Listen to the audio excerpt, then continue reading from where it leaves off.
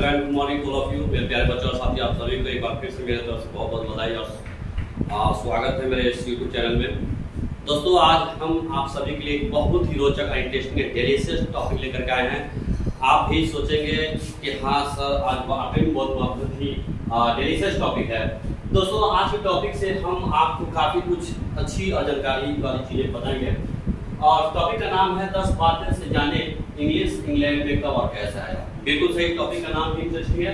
10 बातों से जाने इंग्लिश इंग्लैंड में कब और कैसे आया। दोस्तों, हम आपके सामने 10 पॉइंट से 10 बातों शेयर करेंगे। उन 10 बातों से ही आप बिल्कुल अच्छी तरह से समझ जाएंगे कि अंग्रेजी जो इंग्लिश है खासकर इंग्लैंड में कैसे आया। उसके बाद हम समझेंगे इंग्लैंड से निकल के कैसे यूरोप के अन्य देशों में और पूरे वर्ल्ड में कैसे छाएंगे।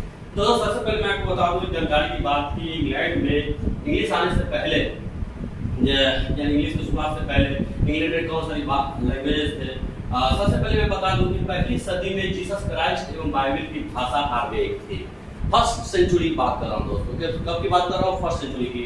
फर्स्ट सेंचुरी में इंग्लैंड में यानी कि जो बाइबल है अंग्रेजों का यानी क्रिश्चियन धर्म का जो बड़ा धर्म ग्रंथ है बाइबल, वो किस भाषा में लिखा गया था? तो वो बिल्कुल अरामीक भाषा में था। और जीसस क्राइस्ट किस भाषा में प्रोपोगेट करते थे, उपदेश देते थे क्रिश्चियनिटी का यानी क्रिश्चियन धर्म का? तो वो था, वो जो भाषा का नाम था वो बाइबल वो अरामीक था। यानी बहुत से छात्रों का ये जानने के लिए बड़ा उत्सुकता रहती है। बहुत से लोग ऐसे प्रश्न भी करते हैं कि आखिर बाइबल कौन सी भाषा में लिखी। बहुत से लोग ये जानते होंगे कि बाइबल शायद इंग्लिश लैंग्वेज में लिखा हुआ होगा। तो बिल्कुल ये कंफ्यूजन दिमाग से अपनी निकाल दें कि बाइबल बिल्कुल अंग्रेजी भाषा में नहीं लिखी है, इंग्लिश लैंग्वेज लिखा हुआ नहीं है। ये एक दूसरी भाषा में लिखी, जिस भाषा का नाम है अरामीक। यानी अरामीक लैंग्वेज में, अरामीक भाषा में बाइबल यानी क्रिश्चियन धर्म का जो धर्म ग्रंथ है वो अरामीक भाषा में लिखा हुआ है। और जीसस क्राइस्ट, जिसे हम ईसा मसीह कहते हैं, जीसस क्राइस्ट किस भाषा में अपना उपदेश देकर के क्रिश्चियनिटी धर्म का, क्रिश्चियन धर्म का प्रसार किया था? वो था वो अरामीक भाषा। यही बाइबल और जीसस क्राइस्ट दोनों का एक ही सेम लैंग्वेज था, वो अरामीक था, न कि इंग्लिश था। ये कंफ्यूजन दिमाग से निकालते हैं। चलिए दूसरा पॉइंट में आते हैं। हम बात कर रहे हैं 449 AD का, यानी 449 AD या 5वीं सदी के आसपास इंग्लैंड में एंग्लो सेक्सन से पहले ब्रायोथेरिक भाषा बोली जाती थी। दोस्तों, ये जो कंफ्यूजन है मैं इस दूसरे पॉइंट से दूर करना देना चाहूंगा। बहुत से बच्चों का ये दिमाग रहता है कि आखिर इंग्लैंड में इंग्लिश से पहले कौन कौन सी भाषा बोली जाती थी या कौन सी बोलियां बोली जाती थी। दोस्तों, बिल्कुल इस पॉइंट अब क्लियर हो गया होगा कि 449 AD यानी AD का मतलब एग्नोडोमी होता है, जो 449 AD या 5वीं सदी के आसपास इंग्लैंड में एंग्लो सेक्सन से पहले जो भाषा बोली जाती थी उस भाषा का नाम था ब्रायोथेरिक। आप यहाँ पर देख सकते हैं जो लिखा हुआ है। इसका स्पष्ट हुआ कि इंग्लैंड में 5वीं सदी के आसपास या उससे पहले जो है इंग्लिश भाषा नहीं था, ब्रायोथेरिक भाषा था। चलिए थर्ड पॉइंट हम देखेंगे कि आखिर क्या कुछ कहा जा रहा है इंग्लिश लैंग्वेज के संबंध में। थर्ड पॉइंट में कहा जा रहा है कि इंग्लिश लैंग्वेज की उत्पत्ति 5वीं सदी या उसके बाद वेस्टर्न जर्मनी के एंग्लो फ्रीशियन एवं लोअर सेक्शन के कई बोलियों जैसे कि इंग्लिश, सैक्सन, जूट्स के मिलने से हुई है। दोस्तों, एक बहुत ही इंपॉर्टेंट बात है जो आप इससे पहले शायद कभी नहीं सुना होगा, नहीं देखे होंगे, न पढ़े होंगे। बिल्कुल सही। मैं बता दूं कि इंग्लिश लैंग्वेज की जो अंग्रेजी भाषा है उसकी उत्पत्ति 5वीं सदी के बाद मानी जाती है या 5वीं सदी के आसपास मानी जाती है। कहा जाता है कि आखिर इस भाषा का शुरुआत किस लैंग्वेज से मिले, से किन बोलियों को मिले से हुआ है। तो मैं आपको ये कंक्लूजन आज इस पॉइंट के जरिए से माध्यम से मैं कंक्लूजन दूर करना चाहूँगा कि अंग्रेजी भाषा या अंग्रेजी लैंग्वेज की उत्पत्ति 5वीं सदी के आसपास या उसके बाद हुई है, और वो भी वेस्टर्न जर्मनी। मैंने इससे पहले आपको प्रीवियस क्लास में जो प्रीवियस वीडियोज मैंने दिया आपको बताया था ग्राफिकल अंदाज में बना करके कि किस तरह से ये जर्मनी है उसका वेस्टर्न नॉर्थर्न एरिया है, किस तरह से नीदरलैंड है उसका वेस्टर्न नॉर्थर्न एरिया है। आपको मैंने बताया था, पहले ही बताया था। फिर से उसी चीज को मैं याददाश्त कराना चाहूंगा आपको कि वेस्टर्न जर्मनी के जो एंग्लो फ्रीशियन एवं लोअर सेक्शन के जो लैंग्वेज थे वहाँ उस भाषा का जिसमें काफी कुछ ज्ञान मिलता है, जिसमें आप उदाहरण तौर ले सकते हैं। तो कई बोलियां जैसे इंग्लिश से, सेक्शन से, जूट से, इन बोलियों के मिलने से, इन बोलियों के समावेश से इंग्लिश लैंग्वेज का उत्पत्ति 5वीं सदी के आसपास मानी जाती है। चलिए भाई, ये थर्ड पॉइंट आपको क्लियर हुआ। अब जरा आप फोर्थ पॉइंट देखेंगे 4th पॉइंट से आपको आपके कंसेप्ट को आर्किटेक्ट मिलेगी। कहा जाता है कि इन बोलियों को 5वीं सदी में उत्तर पश्चिम जर्मनी तथा उत्तर पश्चिम नीदरलैंड से आए खानाबदोशों तथा रोमन सहायक सेनाओं ने इंग्लैंड में लाया। दोस्तों आप समझे, एक सवाल आप दिमाग में राइट कर रहा होगा कि सर आखिर जो एंग्लो सैक्सन या जूट्स ये जो बोलियां हैं जो असल में वेस्टर्न जर्मनी से आए थे और इसे एंग्लो फ्रीशियन या नॉर्थ सेक्शन की बोलियां कही जाती हैं, इन बोलियों के मिलने से ही 5वीं सदी के आसपास इंग्लिश लैंग्वेज का जन्म हुआ। तो आप एक सवाल हुआ कि आखिर इन बोलियों को इंग्लैंड में कौन लाया, किसके माध्यम से इंग्लैंड तक ये बोलियां पहुंचा और इसकी मिलने से अंग्रेजी भाषा का जन्म हुआ। तो बिल्कुल आपको दोस्तों ये कंक्लूजन मैं आपको 4th पॉइंट से दूर कर दूंगा या करने का प्रयास करूंगा। कहा जाता है कि इन बोलियों को उत्तर पश्चिम जर्मनी या उत्तर पश्चिम नीदरलैंड से आए खानाबदोश से रोमन सहायक सेना ने इसको इंग्लैंड में लाया था। तो अब दिमाग ये क्लियर आपको हो गया होगा कि जो जर्मनी के वेस्टर्न एंड नॉर्दर्न और या आप कह लें कि नीदरलैंड के वेस्टर्न और जो नॉर्दर्न क्षेत्र है उस क्षेत्र से एक खानाबदोश यानी बंजारा कह सकते हैं उसे या वहाँ की जो रोमन सहायक सेना है, आप देखेंगे कि जर्मनी के जो मतलब कि ईस्ट में जो साउथ ईस्ट में जो ग्रीक्स है, यूनान है, वहाँ से जो रोमन सहायक सेना आई थी उन लोगों ने असल में इन बोलियों को लाए थे इंग्लैंड में। इंग्लिश सेक्शन में जो हुआ इन्हीं बोलियों को मिलने से अंग्रेजी भाषा का जन्म हुआ। तो कहने का मतलब कि लाने वाले में रोमन सहायक सेना और खानाबदोशों का उत्तर पश्चिम जर्मनी उत्तर पश्चिम नीदरलैंड के से आए खानाबदोशों का सहयोग था। 5वीं पॉइंट से आपको और बातें जानकारी मिलेगी दोस्तों। 5वीं पॉइंट में क्या कुछ कहा जा रहा है, 5वीं सदी में इन बोलियों इंग्लिश सेक्शन तथा जूट्स के मिलने से जो नई भाषा बनी उसे ओल्ड इंग्लिश कहा जाता है। दोस्तों शुरू के जो 4 पॉइंट है उससे आप ये स्पष्ट कर दिया। फिर से मैं रिपीट करना चाहूंगा कि इंग्लैंड में जो एक कंफ्यूजन है कि हाँ इंग्लिश जो बाइबल अंग्रेजों का या किसी धर्म का या ईसा मसीह का जो लैंग्वेज वो कौन सा लैंग्वेज था। तो मैंने पहले पॉइंट सब क्लियर कर दिया कि वो अरमेक भाषा में बाइबल लिखी गई थी और जिस तरह का लैंग्वेज अरमेक था। उसके बाद जो दूसरा पॉइंट हमने उसमें बताया कि 500 सदी या 449 सदी के आसपास जो है इंग्लैंड में जो एंग्लो सैक्सन से पहले जो भाषा बोली जाती थी वो पैथनी भाषा थी, यानी अंग्रेजों का इंग्लैंड के वासियों का पहला जो एंग्लो सैक्सन से भी पहले कह लीजिए कि जो पहला भाषा था वो पैथनी भाषा था। तीसरी पॉइंट से मैंने ये बताया कि अंग्रेजी लैंग्वेज की उत्पत्ति मतलब कि वेस्टर्न जर्मनी के जो बोलियां थी इंग्लिश और सेक्शन जूट्स के मिलने से बना था और ये जो है इन बोलियों के मिलने से अंग्रेजी जन्म हुआ था। चौथी पॉइंट मैंने आपको ये बताया कि 5वीं सदी में आखिर ये इन बोलियों को यानी इंग्लिश सेक्शन लैंग्वेज जूट्स को 5वीं सदी में कौन लाता है। तो उसके बारे में आपको कंसेप्ट क्लियर कर दिया कि इन बोलियों को खाना जो पश्चिमी या उत्तरी जो जर्मनी या नीदरलैंड या उस क्षेत्र से आए खानाबदोश और ग्रीक और से आए रोमन सहायक सेना ने इंग्लैंड में बोलियों को लाया, यही भी मिलने से इंग्लिश लैंग्वेज का उत्पत्ति हुआ। 5वीं पॉइंट में आपको ये बोला कि जो इंग्लिश सेक्शन और जो इन बोलियों के मिलने से जो इंग्लैंड में जो लैंग्वेज का जन्म हुआ असल में उस लैंग्वेज को ओल्ड इंग्लिश के नाम से पुकारा गया, ओल्ड इंग्लिश के नाम से जाना जाने लगा। इस ओल्ड इंग्लिश को आपको जो है पुरानी जिसे हम पुरानी इंग्लिश कहते हैं, छठी पॉइंट हम देखेंगे ओल्ड इंग्लिश पुरानी इंग्लिश का काल 500 से 1100 तक था जिस पर जर्मन बोलियों भाषाओं का अच्छा प्रभाव था। दोस्तों आपको पहली बात बता दिया गया था कि जो इंग्लिश है ओल्ड इंग्लिश जिसे कहते हैं जिसका काल आप देख सकते हैं कि 500 से 1100 तक का पीरियड था। इस पीरियड में चूंकि जो इंग्लैंड में अंग्रेजी बोली जाती थी उस इंग्लिश को यानी अंग्रेजी को ओल्ड इंग्लिश के नाम से बुलाया जाता था। इसका वजह ये था कि इस इंग्लिश में जो है वेस्टर्न जर्मनी के या वेस्टर्न नीदरलैंड की जो बोलियां थी इंग्लिश सेक्शन और जूट्स इनका काफी कुछ प्रभाव था और यही चीज 6.6 में दर्शाया गया है कि ओल्ड इंग्लिश पुरानी इंग्लिश का काल जो 500 से 1100 तक था जिस पर जर्मन बोलियों और भाषाओं का अच्छा प्रभाव था। दोस्तों एक बात तो क्लियर हो गया कि पुरानी इंग्लिश में जिसका विस्तार काल 500 से 1100 तक था उस इंग्लिश में अगर आपसे कोई पूछेगा कि बोलियों और भाषाओं का सबसे ज्यादा प्रभाव था तो वो था जर्मन भाषा और जर्मन बोलियों का। बिल्कुल सही। अब 7वीं पॉइंट देखेंगे क्या कुछ कहा जा रहा है 7वीं पॉइंट से इंग्लिश की उत्पत्ति के बारे में, इंग्लिश के आगमन के बारे में।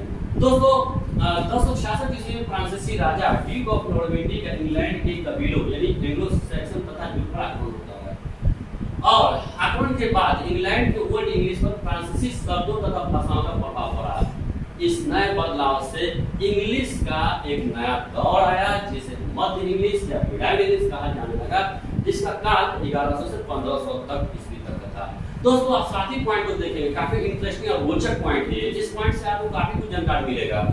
मैंने इससे पहले आपको बताया कि ओल्ड इंग्लिश, जिस पर वेस्टर्न जर्मनी या वेस्टर्न नीदरलैंड के जो बोलियां थी, यानी एंग्लिश सैक्सन जूस का अच्छा खासा प्रभाव था, यानी सीधा बोले तो जर्मन भाषा जब बोलियों का प्रभाव था ओल्ड इंग्लिश पर, जिसका विस्तार का बताया 500 से लेकर के 1100 तक था। लेकिन साथ ही पॉइंट आपको इस कांसेप्ट को और क्लियर कर देगा कि 1066 ईस्वी से फ्रांसीसी राजा थे, जिनका नाम था Duke of Normandy. Duke of Normandy 1066 से इंग्लैंड में अटैक करते हैं। जिस समय अटैक करते हैं उस समय इंग्लैंड में जो जनजातियां थी या जो प्रजातियां थी, जिनका नाम था एंग्लो सैक्सन जूट्स, ये कबीला बनाए हुए थे इंग्लैंड में। इन कबीलों पर ड्यूक ऑफ नॉर्मैंडी ने अटैक किया और अटैक करके इन लोगों को तहस-नहस कर दिया, बर्बाद कर दिया, तितर-बितर कर दिया, और करके यहाँ पर अपनी भाषा यानी फ्रांसीसी भाषाओं का और यहाँ से जो पुरानी पहले से भाषा जो इंग्लिश चल रही थी, उनका मिक्सचर एक मतलब मिक्सिंग लैंग्वेज बनाया और एक नया दौर शुरू हुआ इस समय इंग्लिश का, क्योंकि इस समय इंग्लिश में जर्मन भाषाओं, जर्मन बोलियों का प्रभाव समाप्त हो गया था। इस समय इंग्लिश पर जो है फ्रांसीसी भाषाओं का, बोलियों का, लोकोक्तियों का, फ्रेजों का ज्यादा प्रभाव पड़ा। इसलिए ये जो दौर था इंग्लिश के लिए बहुत बड़ा परिवर्तनकारी दौर था, बहुत बड़ा बदलाव वाला दौर था। इस पीरियड में जो एक नया अंग्रेजी का रूपरेखा देखने को मिला, उस इंग्लिश को मिडाइवल इंग्लिश, मध्य इंग्लिश कहा गया। और इसका विस्तार काल जो है, इसका जो मतलब पीरियड था 1100 से 1500 ईस्वी तक का माना जाता है। दोस्तों मोटा मोटी आपने ये मोटे तौर पर आपको काफी कुछ समझ आ गया साथी पॉइंट से। अब जरा 8वीं पॉइंट को हम देख लेते हैं क्या कुछ आ रहा है। मिडाइवल इंग्लिश जिसका पीरियड 1100 से 1500 AD तक का था, यानी 1100 ईस्वी से 1500 ईस्वी तक का काल माना जाता है। इस काल के इस युग को खासकर चौसेरियन एरा यानी चौसर एरा भी कहा जाता है, जिनका जन्म 1340 या 1342 में माना जाता है, क्योंकि मध्य इंग्लिश को चांद लगाने में जेबी चौसर का बड़ा योगदान था। इसका वजह यह था कि उन्होंने पहली बार इंग्लिश भाषा में एक काव्य संग्रह यानी पोएम कैटैक्सम के नाम से, यानी काव्य संग्रह के नाम से, कैंटरबरी के नाम से, काव्य संग्रह कैंटरबरी के नाम से लिखा। इससे चौसर काफी मशहूर हुए और इन्हें फादर ऑफ इंग्लिश कहा जाने लगा। बिल्कुल सही। 8वीं पॉइंट से आपके कंसेप्ट को दोस्तों और क्लियरिटी मिलेगी। मैंने बताया कि ड्यूक ऑफ नॉर्मैंडी जो फ्रांसीसी राजा था, उनके आक्रमण से ओल्ड इंग्लिश में जिस पर जर्मनी भाषा बोलने का प्रभाव था वो समाप्त हुआ और फ्रांसीसी भाषा का असर काफी दिखने लगा। उसके बाद एक नया जो घटना आपको दिखाई देगा, जो 8वीं पॉइंट से क्लियर होगा कि जो मिडाइवल इंग्लिश है 1100 जिसका पीरियड काल 1100 से 1500 ईस्वी तक माना था। इस काल में नया बदलाव तो आपको दिखाई पहले से दे दिया कि हाँ, इस काल में अब जर्मनी की बोली भाषाओं का इंग्लिश पर खत्म हुआ और समाप्त हुआ और फ्रांसीसी भाषा बोली का अंग्रेजी की भाषा में ज्यादा कुछ मतलब प्रभाव देखने को मिला है। उसके बाद एक जो नया परिवर्तन है वो आया, वो था जेपी चौसर का जन्म होना। जेपी चौसर के जन्म के बारे में कुछ किताबों में विद्वानों ने ये लिखा है कि 1340 में का जन्म होता है, कुछ बताते हैं 1342 होता है। खैर जो भी हो, हमने आपने एक अलग सा पॉइंट ही बनाया, लेकिन मैं आपको कंसेप्ट लिख के बता दूं कि जेपी चौसर का जन्म इंग्लैंड से 40-50 किलोमीटर दूर एक शहर है हाबू, वहीं पर जेपी चौसर का जन्म होता है 1340 से 42 में। हम मान सकते हैं 1340 में 1342 में, हालांकि दोनों में से कोई एक ही से ज्यादातर आप 1342 ही मानेंगे। 1342 में जन्म होता है। जेपी चौसर जन्म के 40 साल बाद यानी 1382 ईस्वी में उन्होंने कैंटरबरी नाम का एक किताब लिखा। असल में किताब जो है कलेक्शन ऑफ पोएट्री था, कलेक्शन पोएम था, काव्य संग्रह था। ये लिखने के बाद जेपी चौसर चूंकि इसलिए मशहूर हो गए कि पहली बार उन्होंने अंग्रेजी भाषा और फ्रांसीसी भाषा को मिलाकर एक किताब लिखा था। लोग में एक नया मतलब दौर, नए चीजों को मतलब देखने को मिला, मौका मिला। इसलिए रातों-रात जेपी चौसर मशहूर हुआ। जेपी चौसर इतनी मशहूर हुई जैसे चौसर का नाम फादर ऑफ इंग्लिश के नाम से रखा जाएगा। दोस्तों 8वें पॉइंट से आपको जो समझ में आया मैं इसके बारे में फिर से बोलूं कि जो मिडाइवल इंग्लिश था उसमें दो चीजें काफी ज्यादा बदलाव देखने को मिला। पहला चीज ये था कि अब इंग्लिश पर से जर्मन भाषा बोलियों का जो एक अधिकार था वो समाप्त हुआ और ड्यूक ऑफ नॉर्मैंडी 1066 पे आक्रमण करने के बाद फ्रांसीसी भाषा प्लस बोली का इंग्लिश मेटाविल इंग्लिश में ज्यादा कुछ असर देखने को मिला।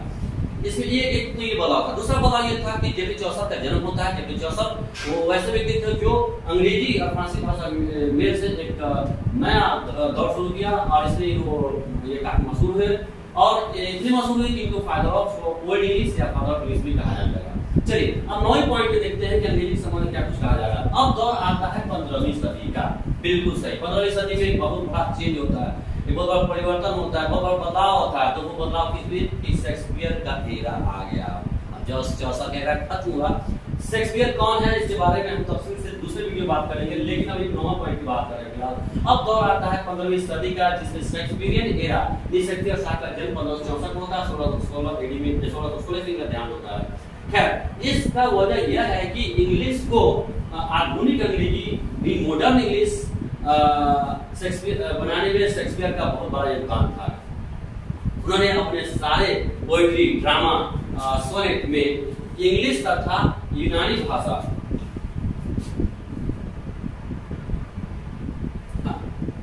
इंग्लिश तथा यूनानी शब्दों भाषाओं का अच्छा इस्तेमाल किया। इस दौर में इंग्लिश पर ग्रीक, लैटिन शब्दों, फ्रेजो लोगों की सॉरी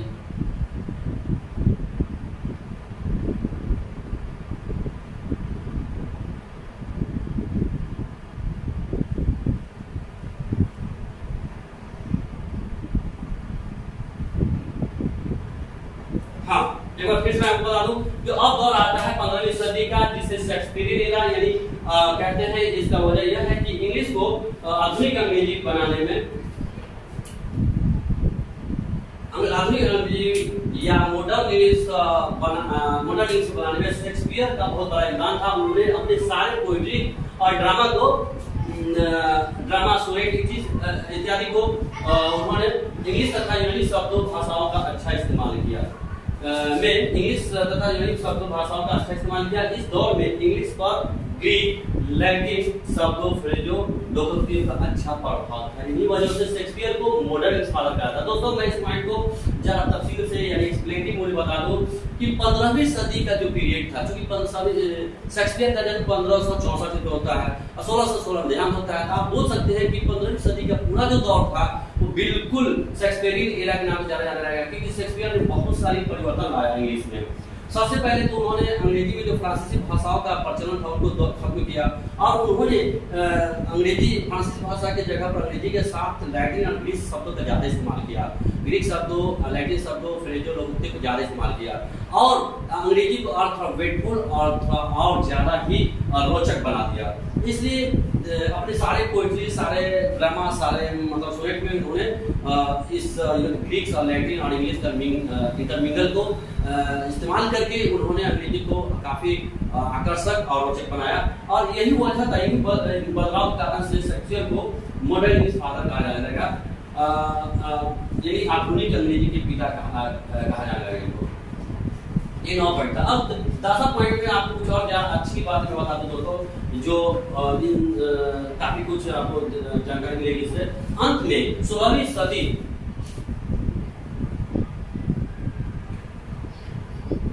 अंत में 16वीं सदी का दौर आता है। इस दौर को ग्रामर एरा कहा जाने लगा। इसका वजह था कि इस दौर में पोएट्री, ड्रामा,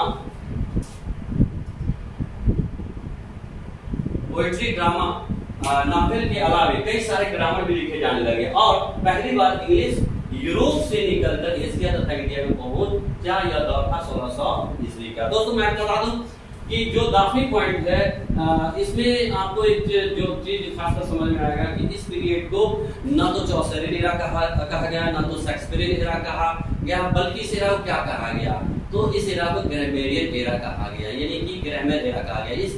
इस युग में जो इस युग में खासकर जो 1600 ईस्वी का जो पीरियड था, इस पीरियड में पोएट्री, ड्रामा, सोनेट वगैरह के अलावे ज्यादातर लोग ग्रामर पर फोकस करने लगे। ग्रामर भी कई सारे लिखे जाने लगे और यही वजह था कि ग्रामर का दौर इसे कहने के लोग मजबूर हो गए। और इस पीरियड में सबसे बड़ा बदलाव ये देखने लगते मिला कि इंग्लिश यानी अंग्रेजी जो है अब इंग्लैंड से आगे निकला, इंग्लैंड से बाहर निकल करके यूरोप के अन्य देशों में फैला और उसके बाद फैलते फैलते हुए एशिया तथा इंडिया में पहुंचा। आज कल अंग्रेजी पता इसका श्रेय 16वीं सदी का अंग्रेजी को दिया जाता है। दोस्तों ये 10 बातें से मैंने आपको बताया कि 10 बातें से मैंने बताया कि इंग्लैंड में इंग्लिश का और कैसे कैसा आया। तो मैं उम्मीद करता हूँ कि आपको ये 10 पॉइंट्स आपको अंग्रेजी इंग्लैंड में कैसे कब आया इसके संबंध में अच्छा कंसेप्ट दिया होगा।